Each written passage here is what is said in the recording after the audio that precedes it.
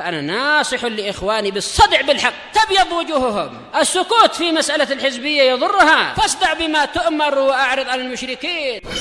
سلامي على دماج ورجالها والشيخ يحيى ودار العلم يا سعد بانيها. Bismillahirrahmanirrahim. Berdasarkan hadis yang diriwayatkan oleh Bukhari dan Muslim dari Anas bin Malik radhiyallahu anhu, tatkala Nabi Shallallahu alaihi wasallam memerintahkan orang-orang dari Urainah untuk berobat dengan cara meminum dari kencing dan susu onta, maka jumhur ulama dari kalangan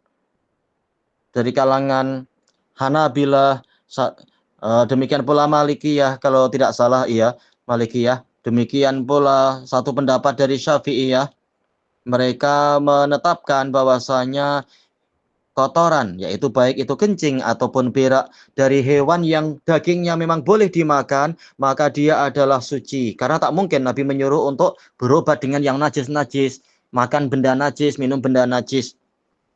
Sehingga terbentuk kaidah, apa itu? Ar-raus, al-arwas wal abwal mimma yu'kalu lahmuhu tahirah, yaitu berak-berak dan kencing-kencing dari hewan-hewan yang dagingnya itu boleh dimakan, dia suci.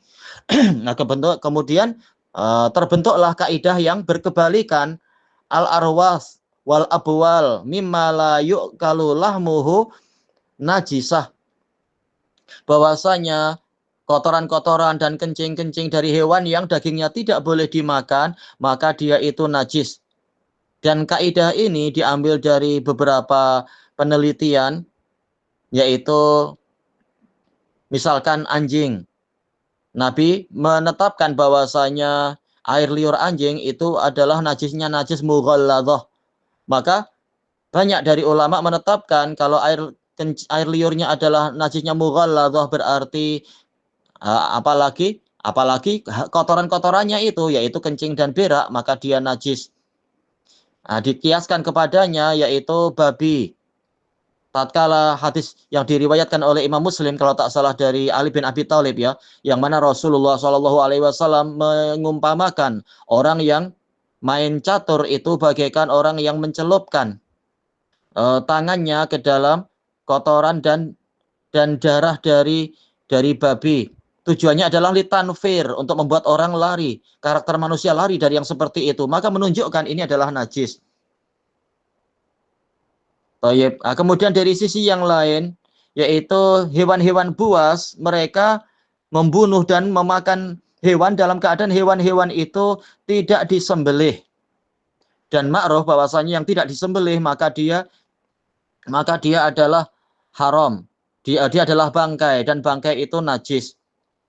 Sehingga kalau yang dia makan saja najis, apalagi hasil pengeluarannya, hasil beraknya atau kencingnya. Makanya jumhur ulama menetapkan kaidah tadi itu, yaitu apa? Abwal wa arwas ma la yu'kalu lahmuhu najisah, yaitu kencing-kencing dan kotoran dari hewan yang dagingnya tidak boleh dimakan, maka itu adalah najis. Sementara kita tahu hewan buas itu tidak boleh dimakan. Nabi Shallallahu alaihi wasallam yaitu dalam hadis yang sahih, nahan Nabi Shallallahu alaihi wasallam, kalau tak salah hadis Jabir, ana terlupakan kalau tak salah, atau hadis Al-Bara' bin Azib. Nahan Nabi Shallallahu alaihi wasallam an akli kulli dzinabin minas siba wa dzi makhlabin minat tuyur.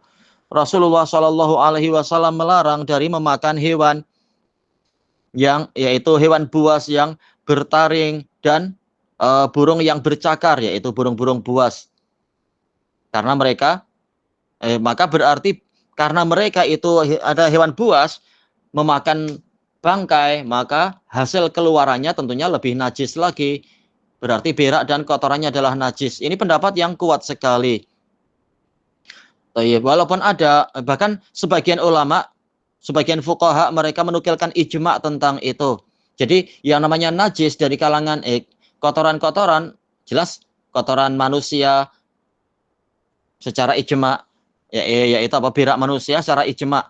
Kemudian Kalau kencing manusia makruf hadisnya, hadis Abi Hurairah dan lain-lain, hadis Ali juga, hadis Ummi Sinan menunjukkan kencing manusia najis. Demikian pula hadis Ibni Abbas.